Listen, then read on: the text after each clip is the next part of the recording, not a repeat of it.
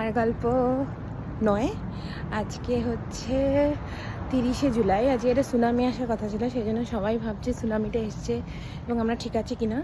আমরা ঠিকই আছি। এখানে টোকিওতে কোনো এফেক্ট করেনি, ইয়োকোহামার দিকে একটু ট্রেনের এদিক ওদিক হয়েছে, আর হোক্কাইডোতে হয়েছে।